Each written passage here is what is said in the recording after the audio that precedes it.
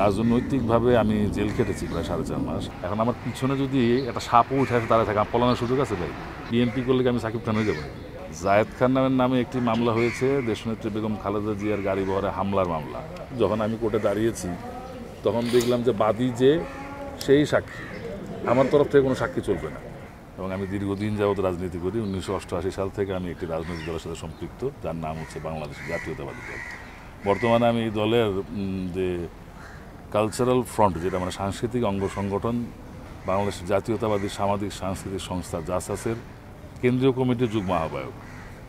তো রাজনীতি করাটা তো আমি অন্যায় কিছু মনে করি না, তবে সেই রাজনীতিটা কল্যাণকর হতে হবে, জনকল্যাণকর বা আমার সমাজের কল্যাণকর হতে হবে। আমার সমাজ বলতে আমি এখন আমার শিল্পী সমাজকে বোঝাচ্ছি। যদি আমার রাজনীতির মাধ্যমে আমার শিল্পীদের কোনো উন্নয়ন আমি ঘটাতে পারি, তাদের কাজের উন্নয়ন, তাদের পরিবেশ, তাদের সামাজিক উন্নয়ন, তাহলে তো খারাপ কিছু দেখি না। আর যদি কেউ ব্যক্তির স্বার্থে রাজনীতি করেন, মানে কোনো কিছু হওয়ার জন্য, কোনো কিছু পাওয়ার জন্য, সেটা আমার কাছে মনে হয় সকলের কাছে যেমন গ্রহণযোগ্য হবে না, আর রেজাল্টও খুব একটা ভালো হবে না।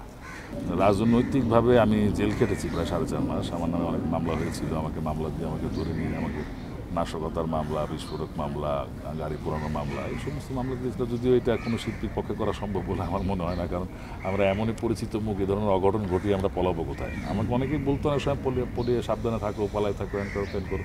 আমি বলছি ভাই, একটা শিবাসনের পালানোর জায়গাটা কোথায়, বাইর করে দেন আমাদের। আমি জায়গায় গেলে আমার কেউ চিনবে না, পলায় থাকতে পারবো। তো এরকম তো আমাদের কোনো জায়গা থাকে না, যার ফলে তাদের আমাকে 2018 সালে নির্বাচনের আগে আগে তারা গ্রেফতার করে এবং প্রায় 4.5 মাস কারাভোগের পর আমি জেলখানা থেকে বের হই। দেখেন তো আমি কোথায় তাকে আছি এখন? প্রশ্নটা কোথায় করছেন আমাকে বলেন? আমার চেহারাটা কোথায়, আমার চাহনিটা কোথায় ভাই? আপনার ক্যামেরার দিকে তো না।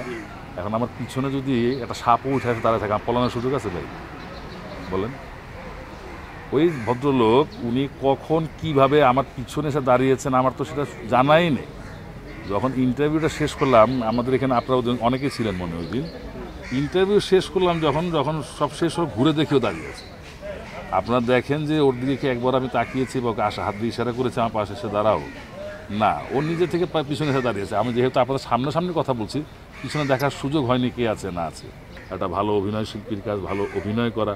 তো এইখানে যারা করবে, এখানে কোনো নিয়ম নাই যে আমি বিএনপি করলে কি আমি সাকিব খান হয়ে যাবো, আর একজন আওয়ামী লীগ করলে কি তারা, আমি সাকিব খান আওয়ামী লীগ করলে তারা কি আপনি অন্য কোনো হিরো বানাইতে পারবেন? তা তো না। এখন কথাটা হইলো যে মেধাবীদের জায়গা, এখানে মেধা বিকাশ করবে, এটাই স্বাভাবিক। আর আমরা চাই না কোনো হানাহানি, কোনো হিংসা বিদ্বেষ আমাদের মধ্যে থাকুক। জায়েদ খান নামে একটি মামলা হয়েছে, দেশনেত্রী বেগম খালেদা জিয়ার গাড়ি বহরে হামলার মামলা। এরকমই একটি মামলা মনে হয় শাহরিয়ার নাজিম জয়ের বিরুদ্ধে হয়েছে। আসলে কি, মামলাটা তো হলো আইনের ব্যাপার, যাচাই বাছাইয়ের ব্যাপার।